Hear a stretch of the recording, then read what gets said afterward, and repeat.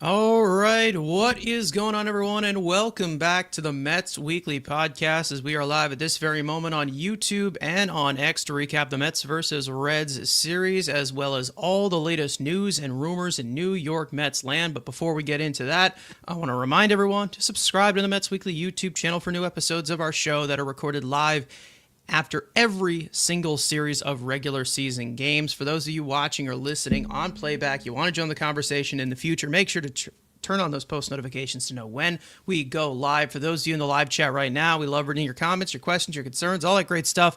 If you feel like you're being ignored, you're not being ignored. Well, you're just being starred throughout the show. We'll try to pull up as many as we can to keep the flow of the conversation going. Make sure to follow Mets Weekly on X and on TikTok, with mainly features Frank's Instant post-game reactions after every regular season game, which are titled the Mets Frankly Postgame. For our audio listeners, make sure to follow us on all of your favorite listening platforms to not miss the audio version of new episodes that go up at 9 a.m. the following day of recording. Also, make sure to give us a 5-star review. That would be greatly appreciated. So without further ado, let's get into episode number 167. We've continued to say this all season long. The Mets go into Cincinnati and they lose a series. It seems like we're always talking about one step forward, two steps back with this team. And once again, we see the offense start to fizzle out a little bit, going into a Cincinnati series of a team that was not necessarily on your heels, but a team you could have just created a single gap and taken them out, but they weren't able to do that. Lose 2 out of 3. And Andrew, you're here, obviously. So welcome back. I think this is your most present you've been probably this month, because usually you're here for maybe one episode a month. But so 2 episodes in a month. Congratulations. But I mean, this was a chance to bury the Reds, and they didn't. Yeah, I mean, again, we all saw this as a team that's on our ass, and now, of course, now there's a new team on our ass that, we don't play the rest of the year, which, not great. But like you said, this was a team to put some distance. There's still a lead. It's not as comfortable as it once was. And also, another thing, you went into this series after the first game, you were tied for the second wild card, and you leave the series back down 2 games to the San Diego Padres, which, yes, you do play them next week, which you can worry about that. But again, it definitely was a missed opportunity. Again, you continue to see, like we say, every single big series. After a big series, the offense lets you down. There was some bright spots, even though, some people on Twitter think, it's a couple of 20-year-olds making, second and first. It starts in the big leagues. Oh, my God, the sky is falling. But overall, again, we were one Edwin Diaz meltdown away from being swept. So, again, going back to game 1, thank God, Luis Angel Acuna got over there. But, besides the point, like you said, it's a disappointing start to a team that you could have ended. They are a good team, but, again, it's to the point of, you split the first 2 and you're going up against one of the best pitchers in the game, and then let's continue their trend of when they're facing the best of the best, they cannot hit. Yeah. Hunter Green was phenomenal in that final game. He only got 1 hit, that 1 hit coming off of the bat of Brett Beatty, and that was pretty much it. That was like the entire time throughout those 7 innings, struck out 12.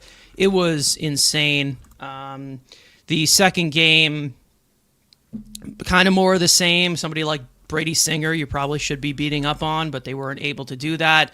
Squandering opportunities, seems like they have been doing that a lot this year. And, even though the team is still in position to make the playoffs, these are the types of pitchers you're going to be facing in the postseason. So there's no excuse to, Hunter Green's just too good. Well, you're going to be facing pitchers like Hunter Green in the postseason. It's not like you're going to be just facing, the typical guys, and this offense is going to be fine because of their individual numbers. The matchups are the matchups, and you're going to get plenty of those in the postseason. You're not just going to be playing against, the 4s and 5s of the rotations. A lot of these teams in the National League specifically do have really good pitching rotations, especially when they're healthy. So again, they're going to have to figure some stuff out. We know that this offense is capable of that, but it's all really about performing more of the consistency. They had a really, really good August. This offense really started to hit, really started to kick it into gear. And these last 3 games in Cincinnati, relatively a hitter's ballpark, we didn't see what we were expecting to see. Hunter Green is a good pitcher, but Andrew Abbott has been very hittable recently, even though he's had a really, really good year. Kind of their version of David Peterson. And then, you have Brady Singer, who, flop prospect, hasn't been fantastic, was traded in the India trade, hasn't had a great year. Those are guys that you should be beating up on, and they should have been able to do it. But the shoulda, woulda, couldas, you can only say this so many times when you're in the middle of September baseball. There's no excuses here. They had a chance to put these guys away, but they didn't. They're hanging around, and just like that, the Reds hold the tiebreaker over the Mets, if that is so important after Game 162. So we'll see what happens there. Before we do get into what happened into this series, I do want to mention some stuff that I don't have graphics for because it kind of just came up very, very quickly. It looks like Luis Torrens is going to be going on the injured list due to a forearm injury, which sucks because we just got Alvarez back, and you don't know how much. It seems like he's going to get a majority of the playing time regardless of the injuries he's playing through. It looks like Senga is there in Philadelphia for them, so we'll see what happens there. Senga, obviously more of a defensive guy. And then we also had Tyler McGill make a rehab start yesterday that did not go well. Basically, a rehab start basically showing what Tyler McGill is capable of, which not going deep into games, walking a bunch of hitters, and getting beat up, basically. So we'll see what they're... Yeah, typical September McGill, typical McGill, basically. And that was all done in AAA Syracuse. So it's whatever. We're not really seeing him as an option, but we all know that right now the rotation is at a very vulnerable state. We'll get into one guy who is actually just optioned down to AAA, probably has the best season stats you'll ever see to get optioned down to AAA, which are more skewered towards the beginning of the year. That was very, very good for him. But we'll get into that a little bit later. And then obviously we know in Game 2 of this upcoming series, which is a game that I'm actually going to be going to in Philly, Sean Manaea, another question mark that has been in this rotation. We also know that Manaea and Senga overall liabilities for this rotation. We know that. But the offense is still going to have to pick it up. We know that this team is built around the offense. It's been said over and over and over again, and they have to figure it out. They do. And I don't want to say it over and over and over again, just like, how we've said it all season, but the offense is going to have to find the consistency. And 1 month in August was not going to keep me comfortable because we know these types of stretches that this offense can get into. Yeah, and it's insane when you think you look individually. Soto had a great month. Lindor's had his peaks and valleys. Nimmo's overall had a pretty good month of August. Vantos obviously got red hot, but again, it's great individual numbers, but yet if it's not accumulating for the team success. Yes, the Mets had a pretty good month, but again, you still had opportunities that were squandered and guys being left on base. The power numbers, again, Soto continues. So, Vientos is a positive. Seeing him hit the ball, consistently hitting the ball out of the ballpark, finally looking more and more like that guy we saw at the end of last year.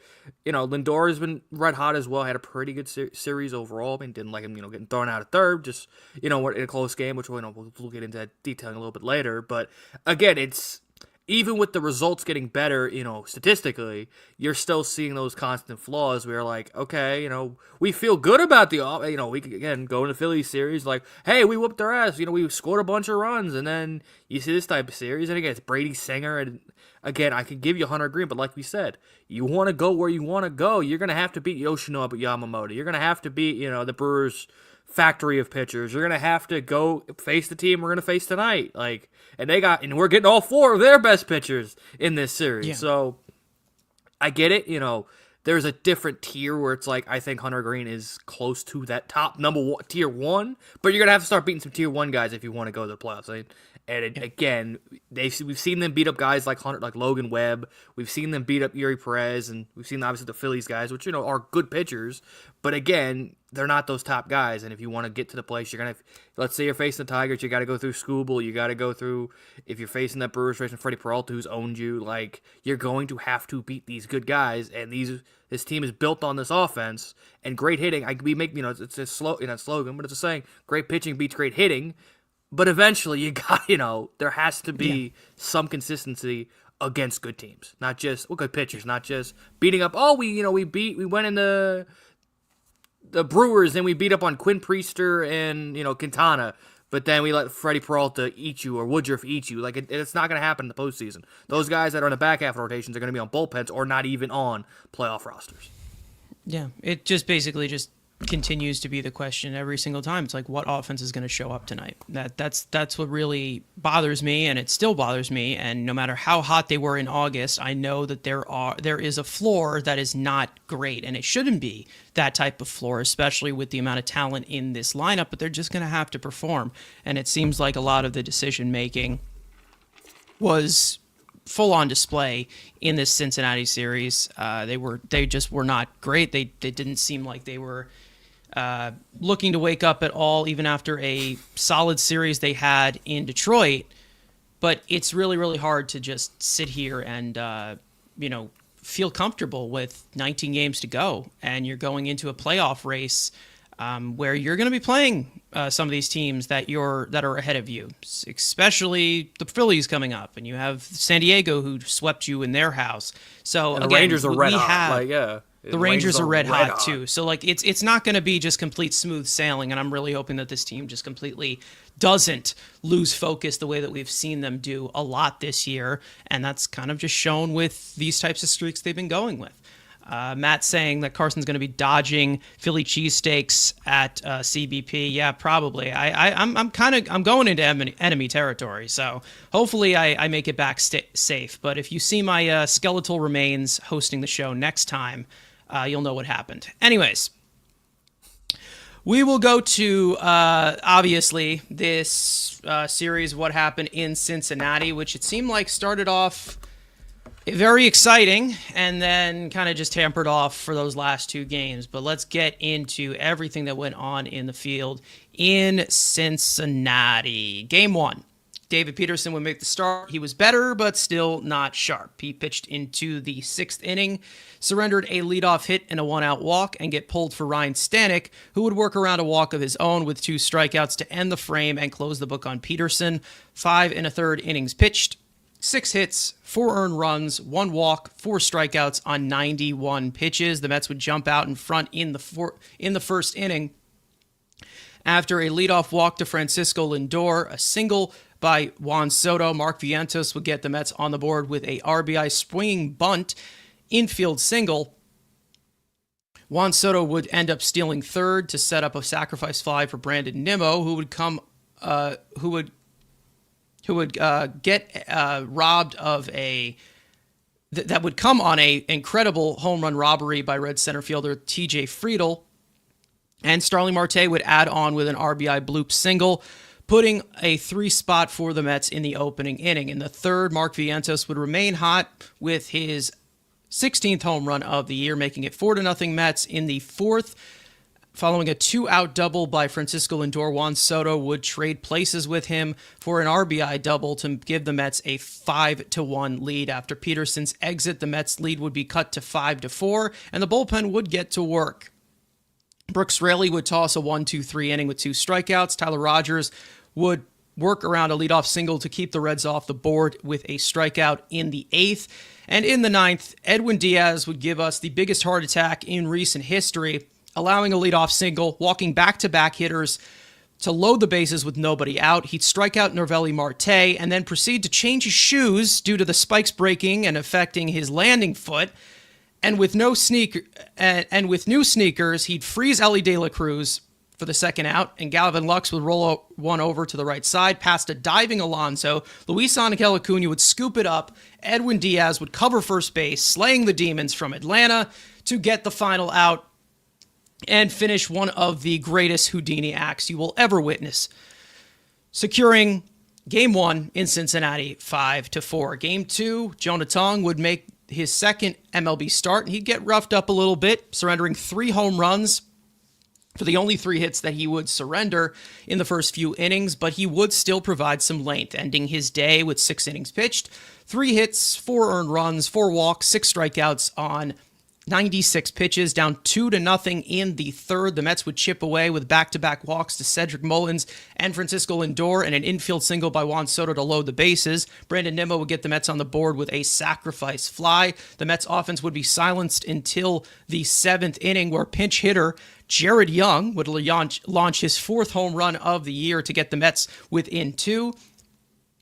However, Ryan Stanek would pitch in relief for Tong in the 7th and do his usual song and dance. Leadoff single, 1-out single, followed by a walk to blow the bases. He'd allow an RBI single to TJ Friedl, that rhymed, to make it 5-2 Mets. 5-2 Reds, excuse me. Kevin Herget would come on and try and put out the fire. He'd strike out his first batter, but walk the next, end off the inning. He would come back out for the 8th and toss a 1-2-3 inning. The Mets would threaten in the 9th. Francisco Lindor would pull a 1-out double.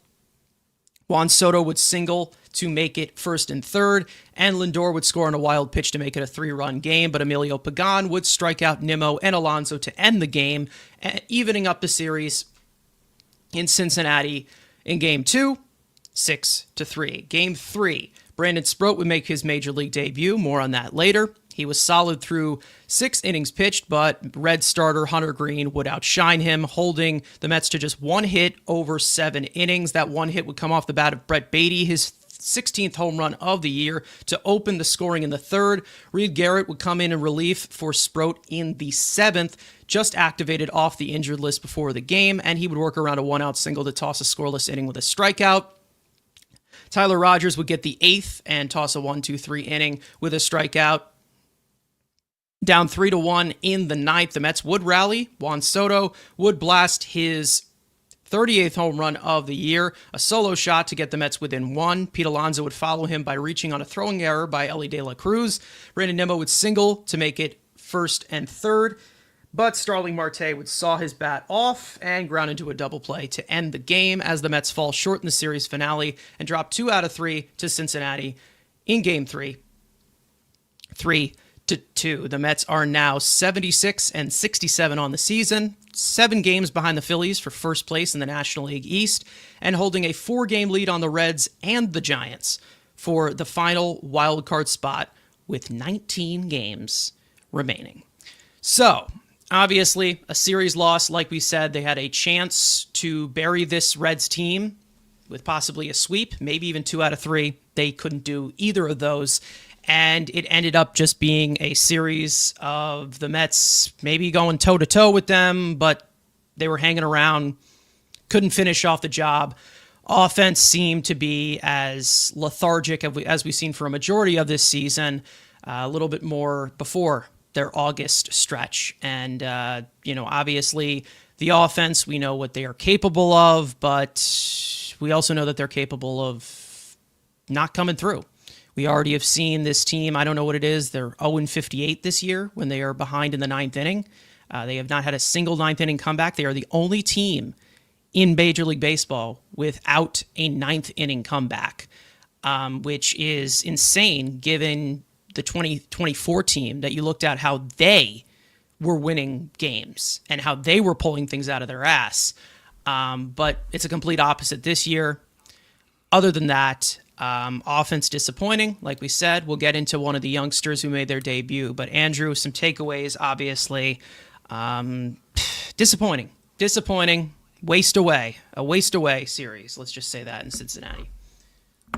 Yeah, the offense's inconsistency continues, but again, I think it was some good. Again, we saw all 3 starters go at least 5 1/3. I mean, yes, David Peterson Game 1 wasn't good, and it continues this stretch of him looking back to the steroid hips David Peterson, where it's like he's lethargic, he's not getting hips David Peterson.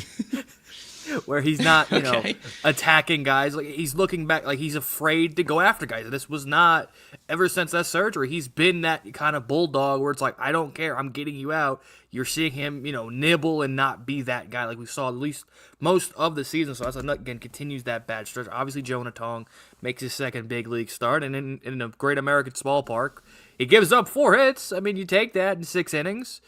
But yes, all 4 balls leave the ballpark, which again is insane for him because like, they even brought up in the game in the broadcast. He only gave up 2 homers in the minor leagues. So again, welcome to the big leagues, kid. Again, there's a difference. These are big league hitters, not facing guys at A ball and Double A. And again, I thought he was fine. Like again, everyone's yelling. He's 22 years old. He's a child. The dude's literally doing Fortnite emoji, emotes on the fucking field. Like, he'll be relaxed with he's a child. Yeah. And again, he's the raw clay. Yes, you can look at Nolan McLean, and he's 25. McLean was a 25-year-old college arm that had time to develop. He's a child. It's okay. It's still a productive start. The sky is not falling on him. We'll get to Sproat. We'll get his own segment. But offensively, again, Soto and was consistent. Homer looks pretty good in the series. Again, just quietly going to have 40, 30, and, driving 100. But, it's a bad year. He's 35 years old, got no hips, can't play defense, and he's awful. But, it's for what he is. He's been productive, and as much as nobody. Alonso, kind of disappointing. Again, especially in this ballpark, he hit that one, I think, in game 2, where they called at the wall. Like, that's been, the only thing in the series you're like, okay, maybe. Which is, it's disappointing because, again, in this ballpark, just hit the ball in the damn air. That's all you got to do in this part. The ball flies, and Alonso just, short-siding. Obviously, Vientos hits that moonshot to right center, by that pillar or whatever the hell, that fire stack bullshit. Like, it was a bomb. Brett, again, the only mistake Hunter Green makes, it's the Brett Beatty, and he hits it, into the bullpen, and that's the only offense you get off the guy. When you have to, when you're on your offensive highlights is Jarrett Young again, that's a problem. Yeah. Like, when Jarrett Young has to come back off the bench and hit a pitch hit homer, like, who the hell is Jarrett Young? Send his ass back to the KBO. Like, this should not be one of the best offensive highlights of the series is a pitch hit homer from Jarrett Young. Like, that's the problem. Nimmo, yes, he should have had a 3-run homer, Friedel robs him, whatever. Again, it's that big 4. Like, Lindor had a good series, besides, on the base pass when he's getting thrown out. You're already in scoring position. Yeah. Soto's red hot with Risp. You're already in scoring position, and you're just getting aggressive. And, maybe that's not Richardson, which, obviously Richardson, the god of stolen bases. That's just reckless, and you don't have to have that base right there. Less than 2 outs, Soto up, just stay at second. So, like, again, you're running yourself out of innings. The bullpen, minus 1 guy, was relatively fine. There was a certain person that didn't pitch in this series, which, coincidence? Yeah. Which we're going to have to see him tonight. Yay! And like I said earlier, there was, again, we were one Diaz meltdown, which he was putting it real close. I'm sitting at work listening to this game. I'm like, oh, we got this on lock. Here comes Diaz, and he wants to go, give us all a heart attack, and he changes cleats. And we all saw the narrative. If he would have blown that, and if Ellie would have hit a grand slam or whatever it was after he changed cleats, the media would have had a freaking field day. And again, shout out to Luis Angel Acuna getting that ball. Again, we know Alonso's range was never going to get that, and I don't think McNeil's getting to that. I think even Beatty, I think Acuna's the only guy that would have played second base is getting to that ball. So shout out to Acuna to get over there. And Diaz didn't forget like he did in Atlanta. He got his ass over there. Yeah, that was what I was more impressive with. I'm not gonna lie. Like, Luis Angel Acuna, he's got his range. He's an athletic player, and he's a good defender. I was more proud of Diaz that he covered first base. That's what because again, 99 times out of 100, that doesn't happen. That doesn't happen because Diaz, as elite and as great as he can be, he is one of the worst at fielding his position. Whether you're talking about a starter or a reliever, he's really, really bad at it. He doesn't focus on it. He can't hold runners. Like that's one of the big defects of Edwin Diaz. And I was very, very proud to see him cover first base and just end it there. Because if he wasn't, that would have been a complete disaster. And he even brought it up in the post game and said, I don't want that to happen again from what happened in Atlanta. So at least he's aware of it. But yeah, that was a roller coaster ride. I mean, we've seen Diaz do that plenty of times. But I'm glad it was the cleats that was the factor. Because if it wasn't, then we would have a big concern in the middle of September. But that's kind of what you get from Diaz. Sometimes it's a little It's a little shaky, but as long as he's able to dial it in and, he doesn't lose his head like we were seeing many, many times back in 2019, he can be very, very effective. So hopefully he's okay, because we're definitely going to need him in this upcoming series, especially with a lot of these hitters on the Phillies that do not do well against Diaz. I guess the other thing, I was waiting. Continue. As soon as I guess to go back to it, like you saying you cover, like you were proud. I was waiting for him to overthrow it, or like it's just Acuna makes the throw and it tanks. So I was at least sitting there watching. I'm like, it's gonna hit the tip of his glove and they're gonna lose this game. Like that was my first fear. As soon as he got over there, but when I saw Alonso go to his right, that's when I knew, Diaz has got to cover. Like instantly I knew Diaz has had to cover, and I almost shit myself. Like that's seriously what happened. Because okay, we all know how much I love Edwin Diaz. I love Edwin Diaz to the end of time. But I know exactly what his limits are, and he's not good at PFPs. He's terrible at it. He's never been good at it. And that's where I got completely nervous for a split second. But he went over there. He sprinted faster than I've ever seen him sprint. And he ended it off there. That was the biggest, the only win in this series, obviously. But speaking of the base running, something that I actually talked about in Frank's postgame, because I had to fill in for him for the last two games, I said it where Luis Angel Acuna was brought in as a pinch runner in the final inning. The Mets obviously had the tying run on. They took out one of their best bats, one of their biggest weapons in Pete Alonso, for Luis Angel Acuna. Acuna is not sent at all. For some reason, that's the aggressiveness we're not showing at all. Acuna is not sent at all. The guy behind the plate is Tyler Stevenson, who's not good at throwing out runners. He's also coming off of a injury similar to what Alvarez had as well. Seemed like the good time to do it. And then Nimmo singles. Now, this is a small ballpark, obviously.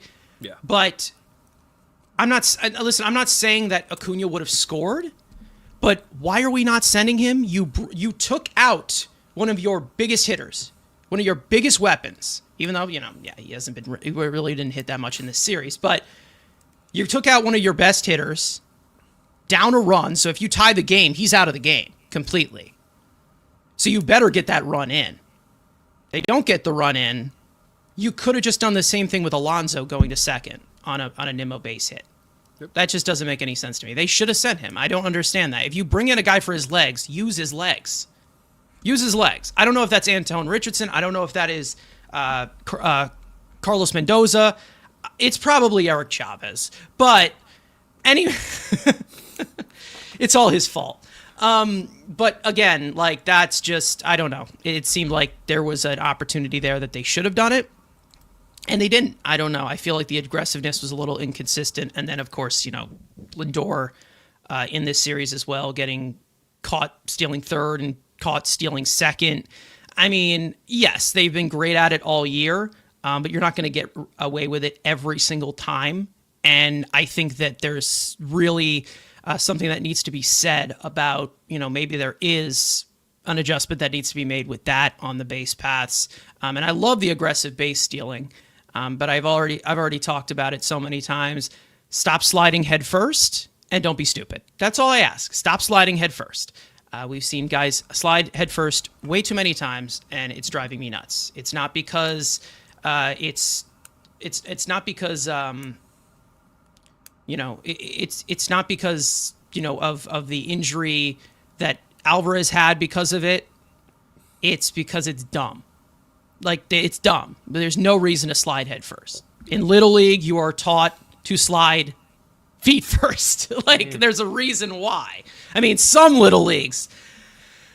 But, again, just dumb. Just stupid. Stop sliding head first. I just feel like a lot of the decision-making is like, come on, this is Little League stuff that we're continuing to see over and over and over again that is so unnecessary for a professional baseball team. Other than that. Yeah, wait. You're like 12. Wait, you're like 12 years old when literally they didn't teach you the Javi move. They weren't teaching you how to do the El Mago. No. I mean, come on. You're like a child. No, they didn't. No, they didn't sit me down and say, "Yell El Mago at the top of your lungs," No, they didn't.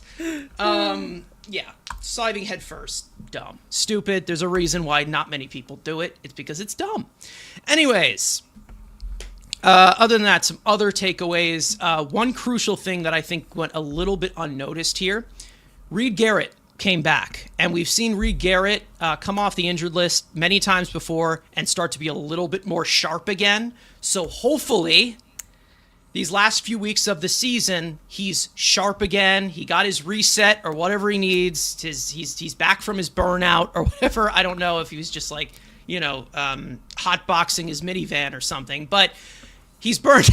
Well, I don't know. He's a ginger. Who knows? Anyways, Oh God. I'm just digging a hole. Let me get out of it. Anyways, I'm the one that always Yeah. wants to get canceled. Anyways, okay. Reed Garrett, at least because when he was big for this bullpen, they were definitely had another weapon in there. Ryan Stanek, I think we have gone past the need for him. I think we need to pull the plug now. I think there's no reason why he still should be with this team. I don't know why he still is with this team. I was super excited when originally they brought him in because he had such, high profile velocity, great stuff. But he has absolutely no idea where the ball is going. Fastball is way too hittable. We already have that issue with Ryan Helsley, who didn't even appear in this series whatsoever.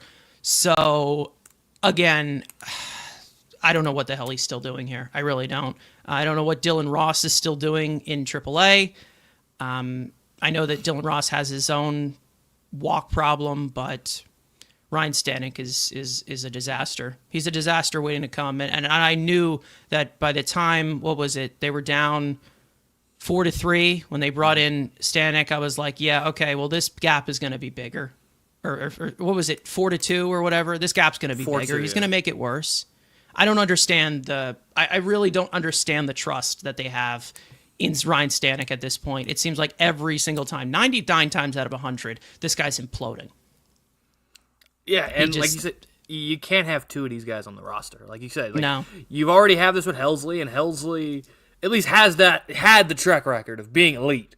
Like Ryan Stanek's career, he's always been a solid, middle relief guy who's got good stuff, great hair. He's from Missouri. Yeah. That's all he's got going for him. Like there's not much, when you look at it. But like at this point, I see it, but it's also stupid. Where obviously, but we see him do it with the rotation of being like, call up the youth and stick him in big high leverage spots. Like, you're in the rotation, kids, save it. Like, so maybe it does, you can call Ross up, but I don't know. Like, they're trusting the stuff, but again, like you said, the stuff isn't fucking good. Like, it's getting clobbered. Yeah, it's getting clobbered. And again, stuff is never calculated with a strike zone. And that's the main reason as to why everyone sees him get graded high on all these, advanced things and Stuff Plus and all of these, grading systems for pitches. It's not calculated with a strike zone, and that's the main reason as to why Stanek is a disaster, because he doesn't locate properly. He has no idea where the ball is going. Barely uses his secondary stuff. He just spams fastballs like crazy. Something that Jonah Tong was doing for a little bit at the beginning of that start, and one of the main reasons as to why he was giving up a decent amount of home runs, which, again, growing pains in that way. But, Ryan Stanek is 34 years old. He's a veteran. He's a reliever. And if he can't get strikeouts as a known strikeout pitcher, because we all know he can't contact manage for shit, what good is he? What good is he? I mean, it really is like, how is he useful? He's not. Again, I think I brought this up the last time I was here when we talk about Helsley. They're banking on what you saw last year in the playoffs, where he was awful in the regular season, and then once the playoffs came, when stuff does matter more in the regular season, the postseason, that's the only way. That's the only way I could see them clarifying and believing in this, because everything we showed you, like the stats, not the stuff, like the results, are not pretty, and they've never been pretty in a Met uniform. Besides that rare, in the postseason last year where he was the second most reliable reliever behind Diaz in the postseason run. Like, that's it. So, Yeah. if that's what they're banking on, it's a risky fucking game, especially when you have Helsley already in this bullpen that you're banking kind of the same thing about. And we'll see, Trevor May, which again is kind of he wasn't talked about, so I guess technically he should bring this up. Trevor May did make a really good video about Helsley, and we saw in Detroit where he altered the glove. So like, I don't know. That's a head case. It's another Ryan head case on this team. He's not Diaz. He's not Diaz. Okay, calm down. He was better than Diaz 2 years ago. No, he wasn't. Or last year. Stop it. He was better than last year. He didn't pitch, exactly. But, like, at least, again, like we said, there's the track record with Helsley. Stanek is what he is. So, besides the point, stop trading and signing guys named Ryan for the bullpen. Yeah, that'd be great. Or start with R. I don't know. Exactly. Like, I don't even know what to say Just anymore. Ryan, spelled the right way and the stupid way. Just stop with these. There's no more Ryan. Stop with the RY. Enough with that, please. It's killing our team. But no, it's just I don't get it. I think that at this point you got to pull the plug. But for some reason they're still going to this guy. We're seeing plenty of guys get swapped in and out. Obviously with the rotation recently of the volume they can't allow or whatever. And then we also have someone getting optioned down. I mean. We have quite a few moves that have been made, and not one of them has been with Ryan Stanek. Ryan Stanek is out of minor league options, so he would be DFA'd if they do get rid of him, but it just seems like he's at the level of Adam Ottavino, where you can't touch this guy. Somehow, he's still here. Somehow, he will continue to be here no matter what. I don't know what they're waiting on. It doesn't matter.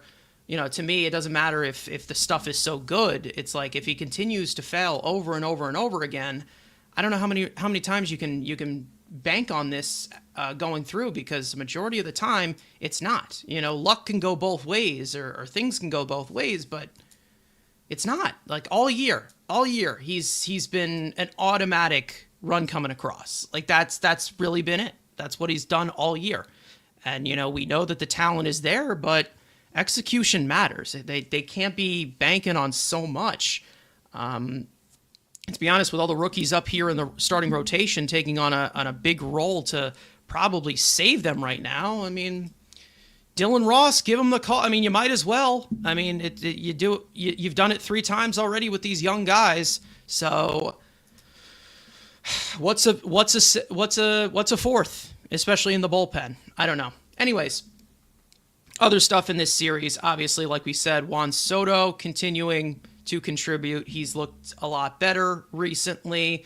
Rough series for Pete Alonso, not great. Let's see. Mark Vientos looks good. Didn't look like he was playing as much in those final 2 games. And we'll get into the pitcher who made his debut. But beforehand, let's get into studs and duds, which is one player in this series that was good, one that was not. Andrew, I'll swing it to you. A stud from this series. Yeah, again, I'll be very vanilla. I'll say Soto again. The homer, homers, the Juan Solo homers, 5 for 12 overall in the series. Still, again, not. Again, there's not many guys to throw money at. Again, we're going to talk about the other guy that I would have said, but we're giving him his own segment in a couple of minutes. So I'll give Soto the answer. Again, homer, 5 for 12, decent batting average. Again, it's a solid series, but again, that's what you're paying him for. Lindor, stop stealing, stop trying to steal third. Maybe that's a different game if you don't get thrown out. Yeah, maybe. Would be. Probably. I think, again, I can go with Nimmo in this one because it seemed like every time he was up. Yeah, every time that he was up, it seemed like he was up for every single situation. I mean, obviously, he had a few sacrifice flies. I think he had maybe a hit in every single one of these series. He was productive at least.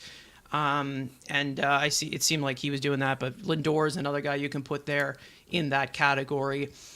He got on base for, what was it, 10 consecutive ABs or something, reached base safely. So that was impressive. Yay. Yeah, again, I don't want to go full with Diaz because obviously that wasn't the most That's not a guaranteed stud. of That's just an anything. escape. Yeah. That was a escape Houdini act put on a show for us. Speaking of the duds, Andrew, right back to you. Again, we just talked 3 minutes about Ryan Stanek. Again, coming into a close game that you had a shot if it's keep it a 2-run ball game. We saw they scored this a third run in the 9th inning. So he doesn't come into that game. Maybe there's a different. Even though again, we've seen this team never been able to have a 9th inning comeback. He comes in close game and he just can't keep the game close. He's got to give up 2 more runs. And then, yes, we lose by 3. Who knows? Maybe the mental is different. Say, hey, we're only down 2. Lindor scores on the wild pitch. Who knows? But, of course, Ryan Stanek has to come into a ball game and just put the game away in the wrong way. Yeah, pretty much folded it up for you. Alonso, rough series for him, like we already said. It always just seems like when everybody is going well in this lineup, Alonso just disappears. And then when everybody's not going well, Alonso is the guy that shows up. He's had a few cold streaks, let's just say that, since, the All-Star break hasn't been fantastic. But in this series specifically, 1 for 14, which is not fantastic. 1 for 14, 1 for 13 was not good. Stranded had a few chances, grounded into a few double plays. Just not fantastic. And we're going to need him to step up, specifically in this upcoming series, like we've said. Not great. But again, not a great performance from him. The starting pitching overall was solid, not bad at all. And like we said, the bullpen, aside from Stanek, was, Alonso's double play machine, as Ricardo was saying in the chat here. That's true. He's one of the major league leading in grounding into a double play this year, which is not great. And that's actually pretty impressive regardless of, the amount of success he has had with runners in scoring position. But imagine if he didn't ground into a double play for maybe, 40% of the times where he has done it. I don't know.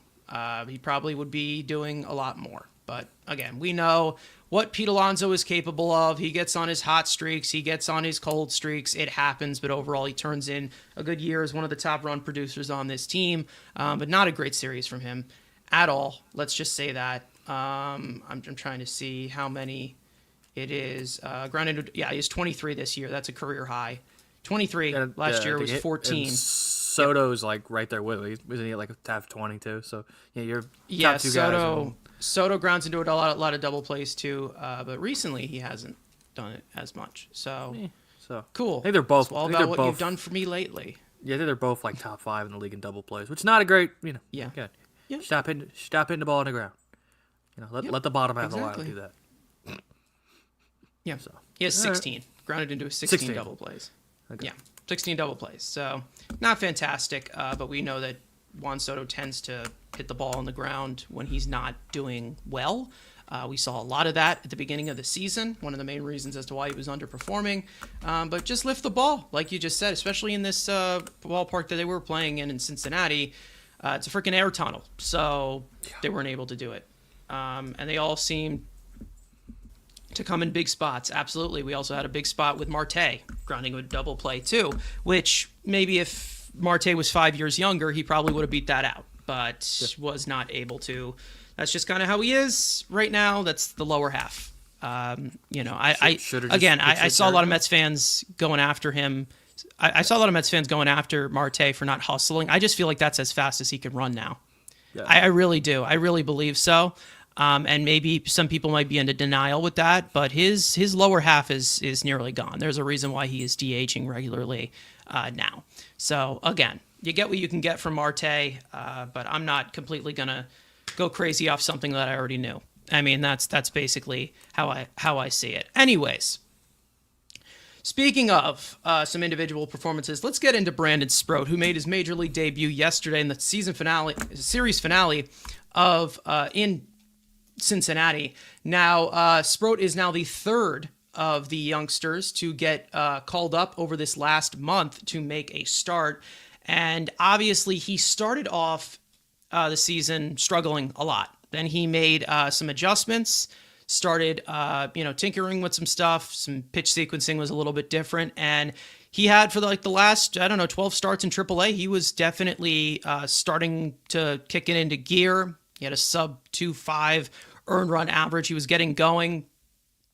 Then he makes his debut yesterday, and it was impressive what we were able to see from Brandon Sproat. Now, obviously, he's got more of the kitchen sink, not as compared to somebody like Nolan McLean, who spins the ball better than anybody. But as for Brandon Sproat, he put that on display. Obviously, more of a sinker baller now, considering the inconsistent fastball, which I will get into in a second. Sweeper was good, got a decent amount of swings and misses with that. 7 swings and misses in total. He faced 24 batters, threw a first pitch strike to just 11 of them, but he still was able to get a decent amount of called strikes, a 26% called strike whiff percentage, which is above average. Did allow a decent amount of contact, but not really as much hard contact, which is what you kind of expect from a sinker baller, which is, whatever. He was sitting 96, 97, touch 98. Used to touch triple digits when he was a reliever back in college when he played for Florida.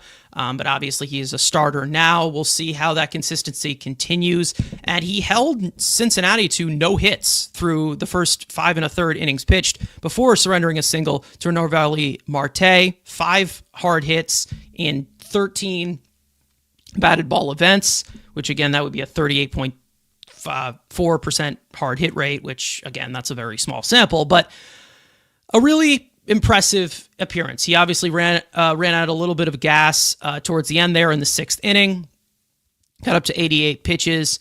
One thing that was definitely on display that has been very noticeable with Brandon Sproat since his career even started, since his entirety of him being a reliever back in Florida in college, the fastball. Now, we've talked about, I don't think I've talked about it before. I haven't gone completely in depth of it, but his fastball tends to be very, very erratic. It always has been. That's always been the deal. And the best way to look at that is the induced vertical break. If you want to look at that, he had lows of 12 inches of induced vertical break and highs of 18. He's just so erratic with that fastball, and I'm glad it's not a primary pitch. More of a sinker baller now, which he can throw a lot harder. He also has, a harder changeup as well. 6-pitch guy, which, again, fastball, again, you kind of need a little bit more better of a fastball to be a decent starter in the major leagues. So we'll see how that, projects. You thought that the Mets would be able to tinker some stuff with, but it just doesn't seem like they've been able to do it. And that's one of the things that slowed him down in AAA. So maybe there were adjustments that needed to be made. But again, Brandon Sproat kept us in the game. He was impressive. The breaking stuff was good. You could definitely see the nerves on display a little bit because he was not throwing as many strikes as he was over these last 10 starts that he had in AAA. But Andrew, Brandon Sproat, I could say a successful debut. It sucks because the guy on the other side was way better and got a dozen strikeouts and completely mowed down the entire Mets lineup. But it shouldn't go unnoticed that Brandon Sproat, as the third young guy coming up, third prospect coming up, he definitely was impressive. Yeah, again, anytime you can have a no-hitter going into the 6th inning against a major league lineup that's not the Miami Marlins or some bottom field. Like the Reds are a pretty good offense in that ballpark. It's impressive. Yes, he gives up the hit to Noelvi, Elliott's the triple, and then they tack on the runs. And again, when you're facing Hunter Green mowing guys down like meat a buffet, you're not going to win many games. Like, you're not going to win that game. Even as great as, Sproat pitched, again, when you got Hunter Green on the other side, you gave up anything. But for a guy who was, again, we talked about this last time. He was the guy going into spring. Like, let's not forget, he was the guy in spring training. We went into spring training in the number one pitching prospect, and some people had, preseason rankings of, from, content creators to publications. Sproat was the number one pitching prospect in this system. Obviously, we had an outstanding McLean and Tong have just ridiculous breakouts that, garnered the attention, and then kind of Sproat struggled in April. Like you said, the first 2 months of his season was not good in a league that is, we make fun of all the time, is not a real professional league. Then he makes the adjustments, and he looks back to being that guy. And we saw it last year when he mowed through single A and double A. He got to triple A last year, struggled a little bit, and then struggled a little bit to start this season. But then got back to the, seeing the guy that we were all hyped for in spring training. That this was like, okay, this is the first guy. And now he went from being the guy to, like we said, the third guy. And he looked pretty damn good. Again, like that sweeper was moving. Sinker looked good. Like, if he's an option that you can use. And, like, I'm not saying, again, he could be the ace. He doesn't have to be the ace. But right now, if you're telling me who am I trusting right now, that for just pure stuff-wise, he's got the stuff. And we'll see. He's probably going to pitch in the Texas series. He's not going to pitch in this Philly series. So pitch game one of the Texas. I mean, they're on a 6-man rotation. Are they still with Senga gone? Because McLean's doing regular rest tonight. They are. Yes, they are. Yeah. So then who's pitching? Holmes, Peterson, Tong, Sproat, McLean, Minaya. Okay. I forget about Clay. Which is fine. Which is fine to kind of limit the workload from what they had in the minor leagues, which is good. But again, we'll see. But again, like we said, with Tong, again, you're in a ballpark. You're in one of the most offensive, productive ballparks, and the fact that you kept the ball, in the ballpark, you didn't give up a home run like Joe Tong. That again, this fastball was just getting hit, and he like I say, kept spamming fastballs. Again, you saw kind of like a similar approach to McLean, where he just got a bunch of different weapons that he can use, and it was impressive. Again, we'll see, next time through what he looks like, but he definitely impressed. And again, if people are yelling, "Oh, he lost," he gave up 3 runs in a high offensive environment. How dare he score 2 runs? How dare, again, I get it. Hunter Green's on the other side. I understand that. But again, that could also be sent as, hey, he pretty went toe-to-toe with Hunter Green. Went toe-to-toe with him, with Hunter Green being ungodly. So, like, there are definitely some, there's, like I said in the beginning of the show, there's positives coming out of this series. Yes, you'll lose the series, which is negative. But I didn't think Tong didn't pitch bad. And I thought Sproat was... Yeah, he gave a distance, and he didn't pitch horrifically. Yes, he gave his all 4 hits left the ballpark. Probably not going to happen again, in a bigger ballpark. And then I thought Sproat looked really damn good. And again, keeping this, that group of guys to say, hey, this was the plan, and it's good that, we're seeing some good results. Again, it's one, and we've got guys making, this is 4th start tonight. Tong's made 2 starts, and 1 start from Sproat. I'm not, saying, oh, guaranteed, this is the top of our rotation next year. But it is for a team that needs pitching right now to have all 3 of these guys up here and producing. First time through the major leagues, it's a good sign. Yeah, obviously. And it again, there's going to be more growing pains, I think, with guys like Tong. Like, again, the ideal is obviously Nolan McLean. He's not, he's like the, guy. He's the top guy. Like, he's the top arm. And this, Yeah, he always had the top stuff. But we always knew that, like, with him coming up as a reliever, him getting drafted as a reliever, he was a 2-way player. We didn't know what he was going to do. But he developed so quick, and, nobody spins the ball like him. So, he's not going to be a complete model for any of these guys. Jonah Tong, like we said, I mentioned it on Twitter multiple times. I've said it vocally. This kid is 22 years old. Lay off of it. Lay off of it. Let the guy figure it out. Let him develop in the final stages of his development. Usually, starting pitchers do not make 2 AAA starts and then burst up to the major leagues, and they're amazing. This is basically exactly what I expected from Jonah Tong, and I think that he's handled it fairly well so far. And even when we're talking about McLean or Tong or Sproat, I'm not expecting these guys to save it. To save the world. I'm not expecting him to save the bullpen. They're obviously the guys who seem to be the most trusted arms right now with how ridiculous this rotation has been these past few months. But again, you can't expect these guys to save the world completely.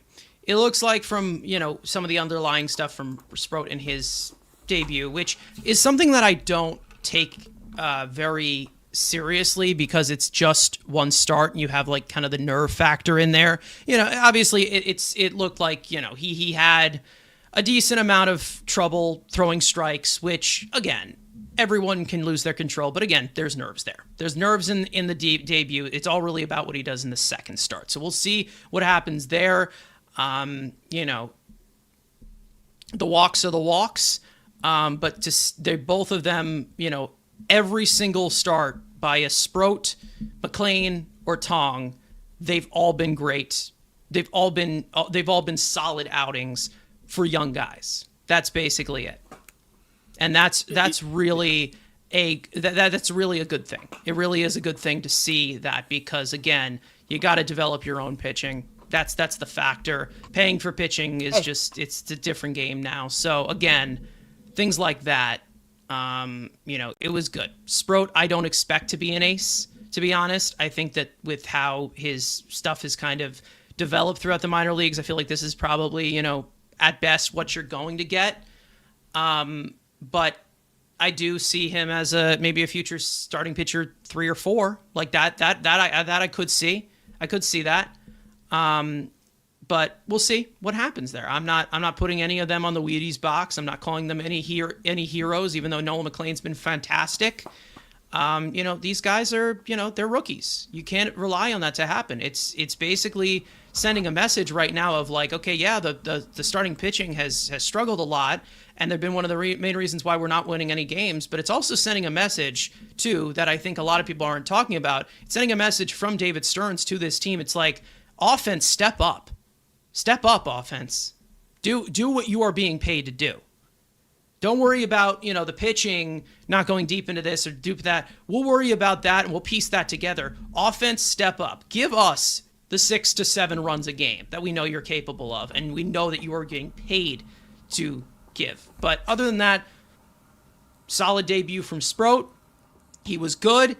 Obviously, there's still some adjustments with Tong and McLean, but so far it has been very impressive. Again, if everybody was expecting them to match the Harvey, Syndergaard, DeGrom, homecoming, you were going to be disappointed. It's a different game now. That's just basically what it is. But Sproat looked good. He looked very, very good. Yeah. What? I mean, McLean's done something Jacob DeGrom never did, and that's actually win ball games. So I'm just saying, he might be DeGrom. Yeah. Tong's you got think the DeGrom crazy... was the problem all along? Of course, he did. You think Jake was the problem all along? He gave up too many runs. He did. Unfortunately. We got to say this for the next series. Yeah. Then we can make it. Yeah. But anyways, listen, we'll see what happens here. Yeah. But again, great debut from him. I thought he was solid. I had some questions. Obviously, I've talked about with the fastball. But I had some questions with him if he's able to get deep into games, if he throws enough strikes. But I definitely was impressed to see what we saw. Not as explosive as a guy like McLean, not as unique as a guy like Tong, but someone who maybe, if he does pan out, if he does do well, could be a middle rotation type of guy going down the line. And you can always use guys like that. You always can. So it's not like everybody needs to be an ace and everybody needs to be this superstar or whatever. But if you can get a guy who's consistently giving you 3-run ball, 6 innings, you can't complain.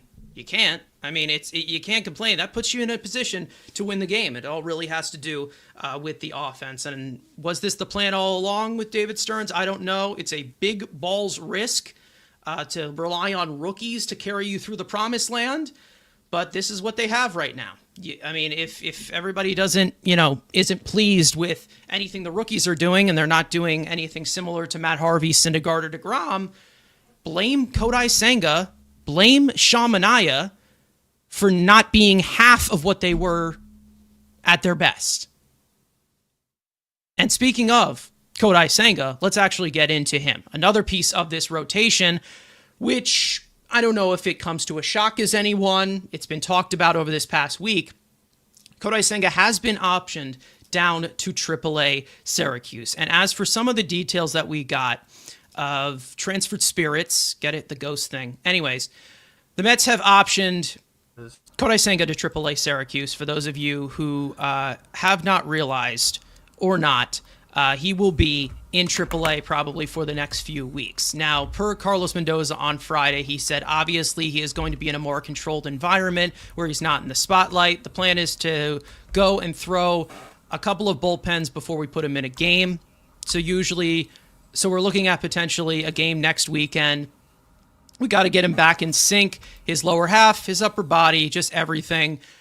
So that's why we are giving him time to work on the mound, get a feel for the mechanics before we put him in a game, and then we'll go from there. Now, obviously, we know that they needed to ask consent from Kodai Senga to send him down to AAA Syracuse, and he obviously accepted, and they went to send him down, which is good. And we saw Andy Martino put out a tweet saying that the relationship between Senga and the Mets is in very good shape. He was included in the discussions about the option, which should last about 2 starts depending on how he does.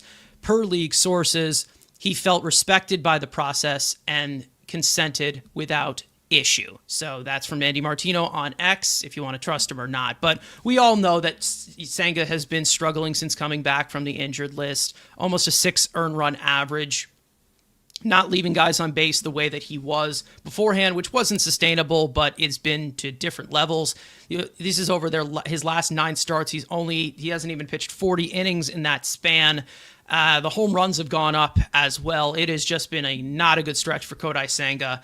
And considering the accommodations that have to be made for him, this is a different situation because you see a guy, a veteran, you're like, oh, well, he can figure this out and he can just go, this is a 9 stretch. He's not doing well, but we're going to let him figure out because he's got this.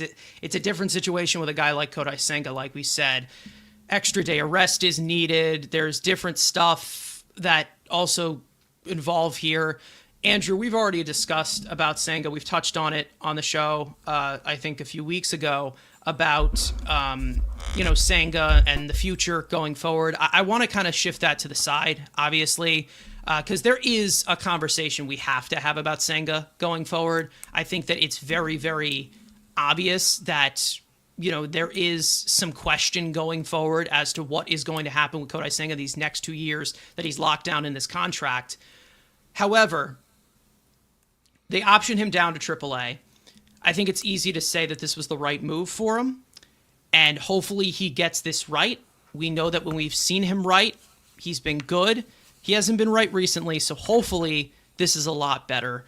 But, a 6-man rotation is what they're rocking with right now, even with him not here. We'll see what happens. It's a question mark, not a great question mark to have when you're a few weeks away from the postseason. But, Andrew, I think, you specifically have been vocal about this. This was the right decision to make. It was, whether it is overall he's having a solid season, he just didn't look right whatsoever, and he became a liability for those 9 starts that he made for this team and been one of the main reasons as to why they were in some sticky situations with this bullpen, bringing guys in and out. Yeah, and even this, if we're just going to talk strictly this year, even when he was pitching good, if you actually watch the games, like it was Houdini-act. It seemed like every inning the guy has at least one guy in scoring position every single inning. And like we talked about it, like he doesn't know where the ball's going, and if he can't get ahead of you, he's not been able to post injury. The ghost fork is obsolete because people would be like, all right, if he's just going to spam ghost forks on 2 strikes, or if he can't get ahead, the ghost fork becomes irrelevant, and his fastball is not great. The cutter is all right. Like, he is a ghost fork merchant, and if you're not getting ahead, I knew it was coming. If he's not.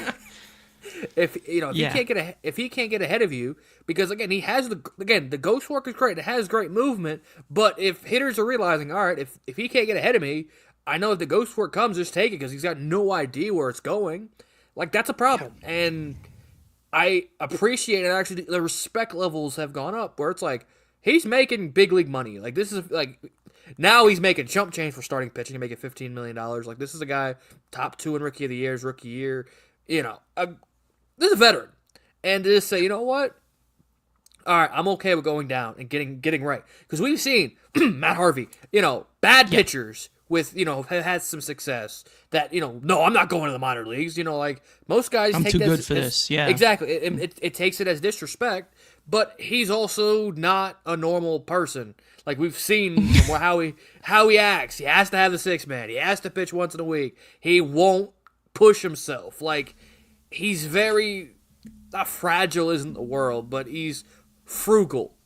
You know, he's not a guy you can rely on to say, all right, go, you know, I need you game 4 of game 1 of a play. I need to come back on short. Like, he's not that type of pitcher. But I appreciate he's going to go back down for the 2 starts or maybe more depending on the results. And I hope, again, he is a factor in this team. Like, yes, we're banking on the, and it's sad that we're banking on the kids. But if, you know, we went into the season, Minaya and Senga, those are the aces. And both of them have pitched like ass. And both of them have become unreliable. At least Minaya has the excuse of, okay, his elbow is like mac and cheese, and he needs to go get that fixed. Like, that there's an excuse there. Senga, yes, again, he's injured again because, you know, God forbid a pitcher can't cover the bases, and, you know, he did a very fast movement, and he went, and then there it goes. He blows out his hamstring and misses, you know, a month. And then he comes back, and again, it's just not comfortable. And we see it every postgame. My body's not right. And he complains a lot. Oh, my body's not right. Oh, I'm not feeling her. Like, this is a guy that needs to get right. Hopefully this is good. But again, it also is a dangerous game you're playing because this will be the 2nd straight year going into the postseason that you're maybe banking on Senga not pitching for the postseason. Yeah. To be... And even the question, if we're just keeping this strictly to this season... He's gone for 2 weeks because, you know, he only pitches once a week. So this is 2 weeks before he's coming back to the major leagues. Because God forbid he's going to pitch a Tuesday and a Sunday. Let's say the minor league schedule is Tuesday through Sunday. Yeah. God forbid he pitches twice in a week. So it's going to be 2 weeks before he's up here. So you're going to take off all these games this week and maybe a back half game next week. Or, no, this week and next week. So you're going back end of September. Are you even trusting him on a playoff roster? Because, like I said, he's not going to go out and pitch out of the bullpen. Let me phrase that. He might pitch out of the bullpen, but if you need him in game 2, and you haven't, let's say it's one of the kids pitch game 2, and you're saving Peterson for game 2. Let's just hypothetical. I'm just throwing an idea. Yeah. Let's say it's McLean Peterson or McLean Tong Peterson in the wild card series. Tong's pitching game 2. Tong does, you know, kind of looks like he did in his first game. He starts walking guys, you know, he gets pulled early.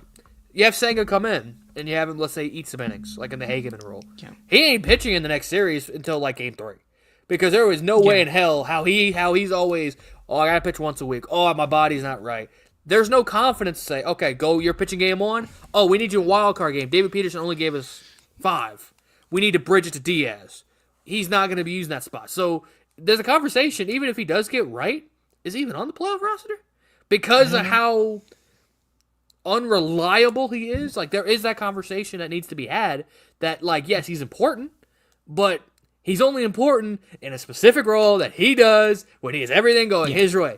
The playoffs aren't that way. It's get your all hands on deck. Your ass is gonna pitch today. Your ass is gonna pitch on Sunday. Like, that's how it is. He's been said throughout his entire career. He is a competitor. He obviously wants to win, but there are some stipulations that go on with Kodai Senga, and we know what those factors are. When he's not right, it seems to bring us to ask the question, is he actually worth it? Is it actually worth it to go through all of these types of hoops for him to be good? Which, again, you're going to experience things like this in a 162-game season, but when you get to the playoffs, I don't know. I really don't know. And listen, I kind of have been a little bit easy on Senga, but now it's come to a point of like, okay, well, he gets hurt again.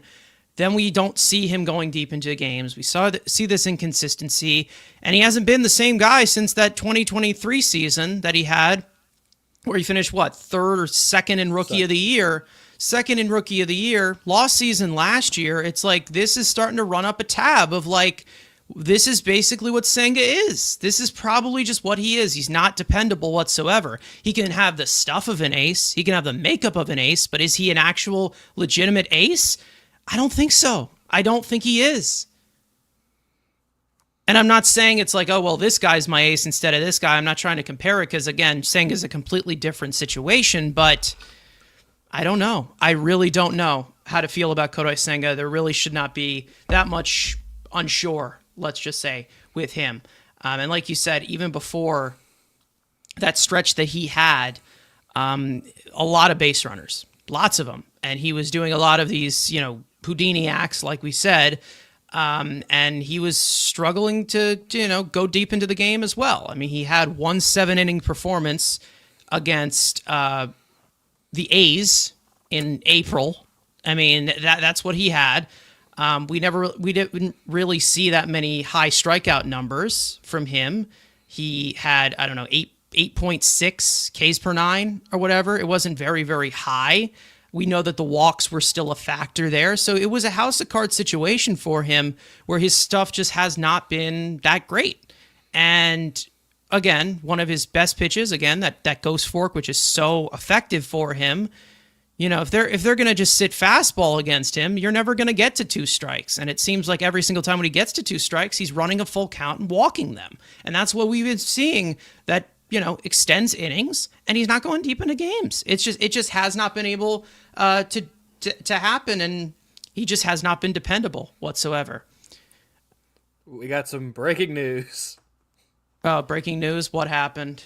Tyler Miguel has been shut down after arm tightness. He will undergo an MRI. Oh, okay. Well, there goes that. That should be it. Now our hopes are completely gone. But like we said, tons of rotation stop. Tons of rotation stuff. I don't think we really saw McGill in as a factor, to be honest. He has a minor league option, so if he's okay, they probably can just send him down to AAA anyways. They already have a 6-man rotation right now, even without him here. So we'll see, obviously, but I don't think any of us really saw him as a late September factor at all, even though he pitched. He pitched that game that we clinched, right? Last year, he was one of the guys that pitched. Maybe they have a little bit better of options. We'll see. I don't know. But it's whatever. McGill's McGill. We know exactly what McGill is at this point. We've established exactly what he is at this point. Maybe there's somebody that taps into him, but it seems like it's never going to be the Mets. So he's a whatever. Prime Rays, DFA, bring in and then turn into a sub 270 ERA with like 15 Ks per 9. Like, we know it's coming. Just let him go do it. He's the prime example of talent not meaning a single thing unless you execute. Or that's basically it. Or just let him go be the setup man to his brother in Milwaukee. I guess we'll have to figure it out, but we'll see where that all goes. But oh my god, that's awful. Okay. Anyways, I don't know if you just saw what I just saw, but all right. Anyways, let's preview that Philly series before we get up. Yeah, let's get to Philly. Obviously, this is an upcoming series that's starting tonight. It's a 4-game set in Philly. We know that right now the case is that the Mets are 7 games out of this division. And basically, if they don't win every single one of these 4 games, it's pretty much done. Like, I think we all can establish that it's pretty much done. You got 19 games left. You're 7 out of the East. We've never seen a comeback like this before, specifically between with these two teams. These two teams ever in September, where a team with the Marlins as your closing series. We've never seen that, and a fight beforehand with the Marlins. But we've never seen that before. Never heard of her. But flipping the script would be nice, but let's not get ahead of ourselves. Let's look at what's ahead of us today. However, today is a little bit exciting because we get to see a fun pitcher so far, and that starts off with Game 1. Mets pitching prospect Nolan McLean will start the series opener off of an exquisite start to his young major league career. He'll face the struggling veteran right-hander Aaron Nola. First pitch is tonight at 6:45 p.m. Eastern Time on SNY. Game 2 will go to Sean Manaea. He will get the start, looking to finally get back on track. He'll go up against the 30-year-old southpaw Ranger Suarez. First pitch is tomorrow night at 6:45 p.m. Eastern Time on SNY. Game 3 goes to Clay Holmes, and he'll face one of the best left-handed pitchers in all of baseball, Christopher Sanchez. First pitch is Wednesday night at 6:45 p.m. Eastern Time on SNY. And in Game 4, David Peterson will start the series finale. The Phillies have yet to announce their Game 4 starter. Could be Luzardo. Jesus Luzardo. Yeah. We don't know, but we don't know yet. First pitch is Thursday night at 7:15 on Fox for, of course, the 24th anniversary of the September 11th attacks. So, obviously, like I just said, the Mets right now,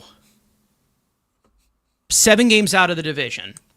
They need to win all 4 of these games to have anyone of a chance to that division.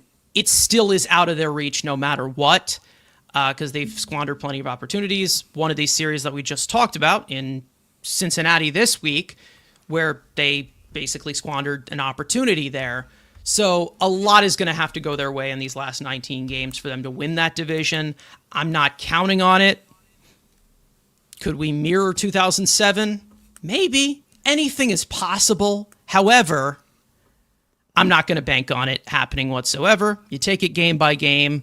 You're going to need plenty of help from other teams as well for the head-to-head with division, no matter if you have the tiebreaker or not, whether they own this Philly team or not. But it looks like the Mets right now, so far, it's all but finished. One loss in this series, I pretty think, puts the nail in the coffin officially. But right now, they're kind of living on the edge. They hold that final wild card spot.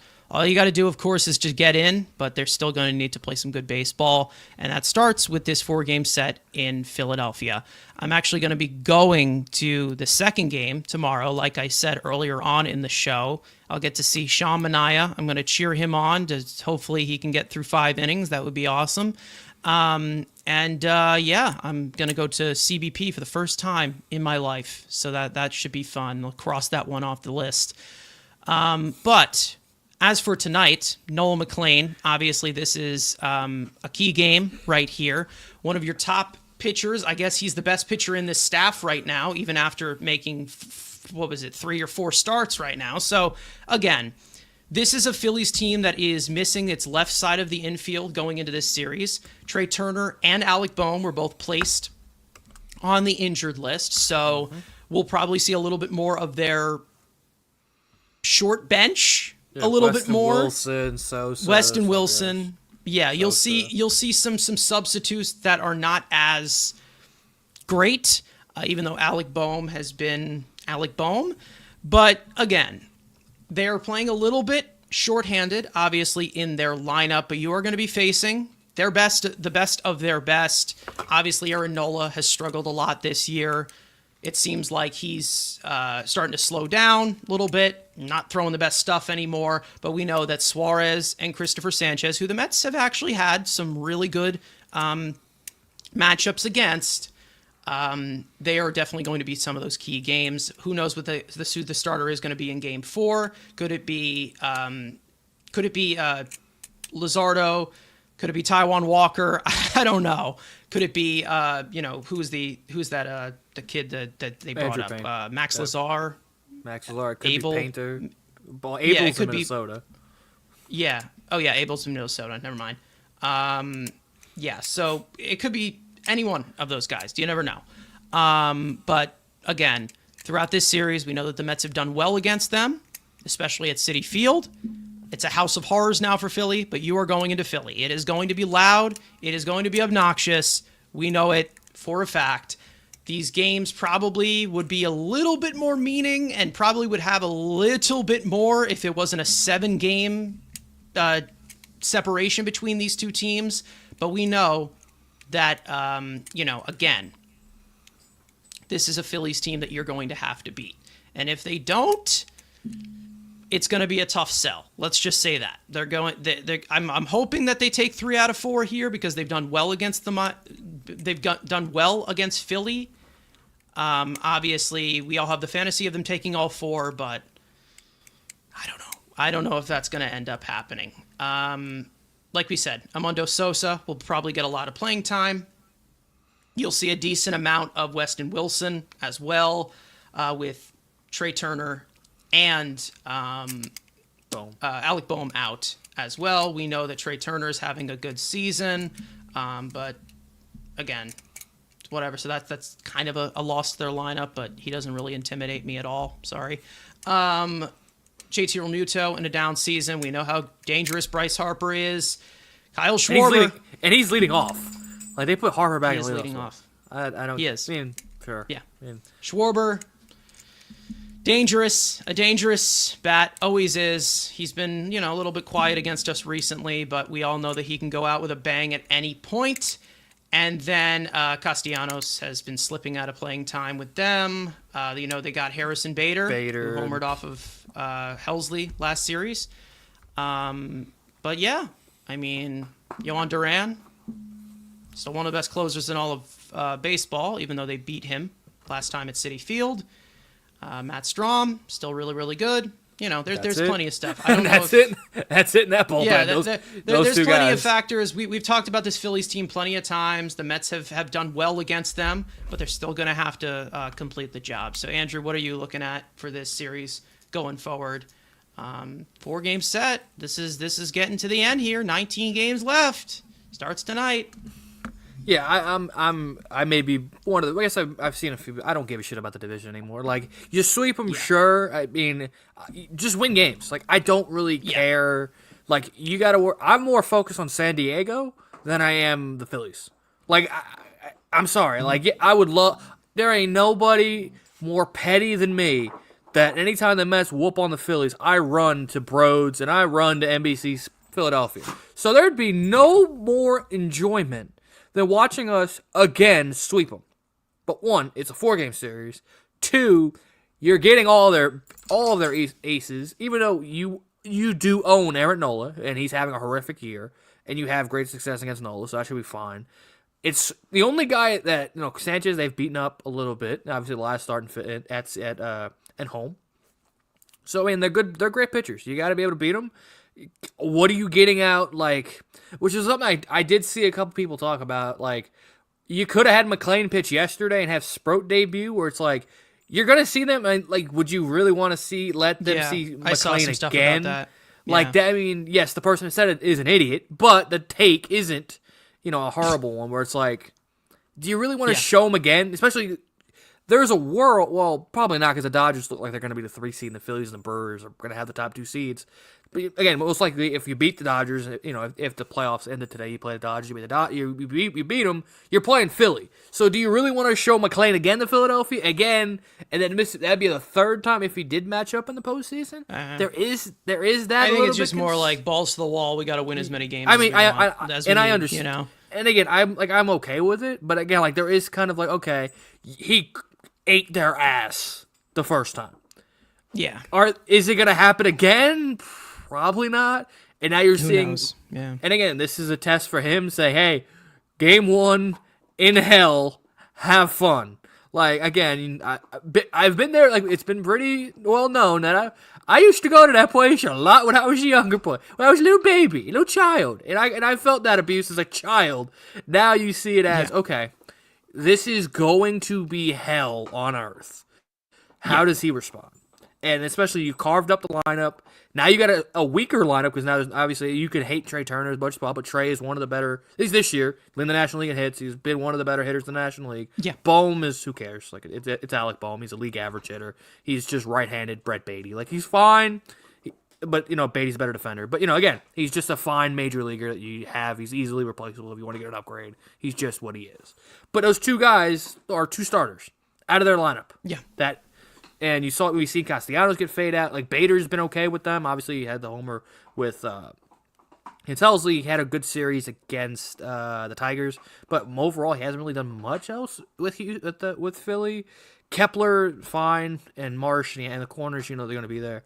But again, it's Bryce and Schwarber. If you can contain that, I think you could do damage if you can control. But those I two also don't left-handed want to bats. see a scenario where they contain Schwarber and Harper, and they're getting pounded by Amundo Kepler. Sosa, Yes. and Max Kepler and Otto Kemp. Like, I don't want to see that. Like, I want them to actually, I do trust that McLean will be able to put them away, but we'll see. I don't know. Maybe it's a little bit form of the lineup will make it a little bit different, and it's like, okay, but now he's facing them. Yeah. They make But now their adjustments, lineup but is it's shorter. a different lineup. Yeah. But now it's their lineup's shorter. Is Schwarber hitting behind Harper, or did they put is the lineup out for Philly yet? Because if they're leading off Harper, I am not sure. are they going to stick JT between them at 2? Let's see. Yeah, Harper is leading off. Harper, Schwarber, Romuto, Kepler, Bader, Castellanos, Stott, Sosa, Kemp. That's their lineup. That is not a good. How the fuck is this team in first place? I know I can't talk. I know we can't. Yeah, that's not a good. It's a bunch of 2 stars, and it's a bunch of league average to slightly below average hitters. How the hell is this team good? And then Harrison Bader, who scares me the most for some reason. He just scares me. You know what? I'm gonna Frank Jinx his ass. He ain't doing shit in this. There's your clip for fucking highlight facts. I can't wait for the clips after the fact where he hits a 3-run homer off you Diaz to guys walk off. really love playing with fire, don't you? You're really good with playing with fire. Anyways, I have the benefit. I can go away for 4 months. Yeah. Mr. Eric Chavez opening his mouth before the Cincinnati series, and then the offense going cold. Going nowhere. Figures. The lineup for tonight, for those of you watching here, Lindor leading off, Soto at 2, Alonso at 3, Nimmo at cleanup again, Vientos at 5, McNeil at 6, Alvarez batting 7th, Beatty at 8, and then Mullins batting 9th. I miss Jose Mullins Siri. again. Okay. Guys, how much longer does Siri have on his rehab assignment? At least he's fun. Know, man. He sucks, but at least he makes sucking look fun. Yeah, he's cool, bro. He's got swag. He would have robbed the homer the first homer Tong gave up. I bet he would have robbed it and then he would have took his shirt off and his pants off. But again, Cedric Mullins is boring and short. Yeah, Mullins has not been great. Again, I don't know. We'll see what happens. But some for players to watch for this series. Who are you calling out? Who do you need to step up? One player, go. Just one. One player that needs to step up. You know what? I'm going to call out, guys, that's Ryan Helsley. Because, buddy, he's pitching in this series. I think Keith put the tweet out I think Keith put out the tweet I saw today about the bullpen usage. And him making the joke that McLean's got to go 8.